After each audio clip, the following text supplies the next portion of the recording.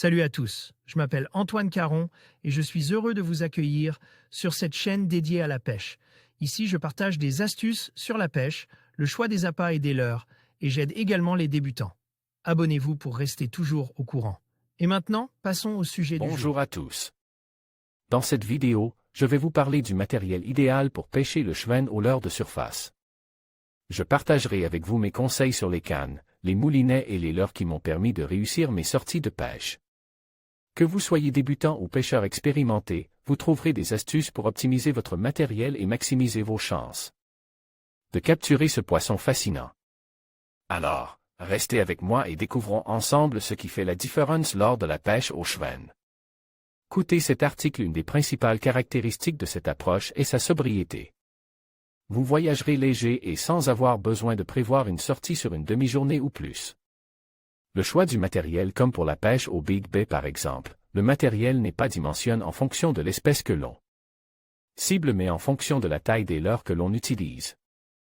La pêche du cheven avec des imitations d'insectes nécessitait donc obligatoirement l'emploi d'un matériel très spécifique, très léger, mais avec une bonne réserve de puissance permettant à la fois des lancers efficaces et précis tout en assurant la maîtrise des premiers puissants rushs des chevens pouvant atteindre des tailles supérieures à 60 cm pour les plus gros spécimens. Le combat d'un joli cheven sur du matériel light vous procurera beaucoup de plaisir. La canne. Afin de pouvoir lancer sans difficulté des leurres de moins de 5 grammes, l'utilisation d'un ensemble spinning est vivement conseillé. Le choix de la canne se portera donc en priorité sur un modèle ultralight, UL, d'1,80 m à 2,20 m en fonction des biotopes pêche, et dote d'une réserve de puissance suffisante pour contrer les premiers rushs des gros chevens que vous pourrez rencontrer. Le sion plein de certains modèles permet de propulser aisément et avec précision les leurres les plus légers. Le moulinet. Les cannes faisant plus ou moins 100 grammes devront être associées à des moulinets de 160 à 200 grammes. Un moulinet en taille 1000 pour les cannes jusqu'à 2 mètres et en taille 2500 pour les cannes de 2 mètres à 2,20 mètres. Par ailleurs, préférez un ratio élevé pour plus d'efficacité. La ligne. Même si l'emploi de nylon est tout à fait envisageable, j'ai plutôt l'habitude d'utiliser de la tresse en raison de son diamètre très nettement inférieur à celui du nylon pour une résistance égale. Aussi, il faut accorder une importance particulière aux caractéristiques de celle-ci pour être totalement efficace en action de pêche. Une tresse fine, PE 0.6 à 0.8, au profil rond très régulier limitera les frottements, cela vous permettant de gagner en précision et d'atteindre des distances de lancer plus importantes. Le bas de ligne. La discrétion est de mise avec le cheven. L'emploi de fluorocarbone est très largement répandu pour la mise en œuvre de pêche fine et cela du fait de sa discrétion accrue vis-à-vis du nylon à diamètre égal. Les touches survenant la majorité du temps, soit au moment de l'impact du leurre sur la surface ou seulement quelques instants après. L'emploi exclusif de fluorocarbone est tout à fait envisageable. Dans le cadre de lancers courts à proximité d'un poisson, veillez à garder votre canne en position haute de manière à limiter au maximum le contact du bas de ligne avec la surface.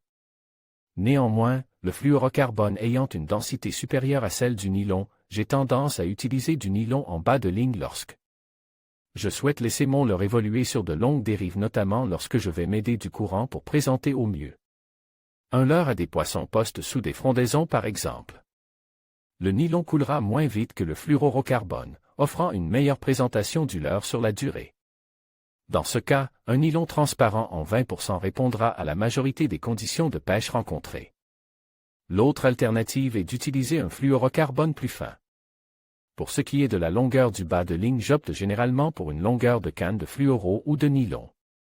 Concernant le raccord entre la tresse et le bas de ligne, portez votre choix sur un nœud passant facilement dans les anneaux. J'utilise la plupart du temps le nœud Albright en raison de la facilité à le réaliser au bord de l'eau. Quelques accessoires importants par ailleurs, cette pêche s'effectuant bien souvent à vue, une casquette associée à une bonne paire de lunettes polarisantes se montreront vite indispensables. Concernant les lunettes, je conseille d'ailleurs des verres couleur ambre, permettant de s'adapter à la majorité des conditions de luminosité, voire des jaunes, très lumineux, pour le coup du soir. Enfin, cela va de soi mais n'oubliez pas de prendre une épuisette. Une bonne façon de sécuriser ses prises est de faire de jolies photos dans l'eau lors de sessions en solo. En conclusion, pour réussir la pêche du cheven au leurre de surface, il est essentiel de choisir le bon matériel. Optez pour une canne légère d'une longueur d'environ 2 mètres, associée à un moulinet de taille adéquate pour un bon contrôle. N'oubliez pas d'utiliser une ligne fine et résistante, ainsi que des leurres adaptes, tels que des poppers ou des stick-bait, qui attireront l'attention de ce poisson. Avec ces conseils en tête, vous serez prêt à vivre des moments passionnants au bord de l'eau. Bonne pêche!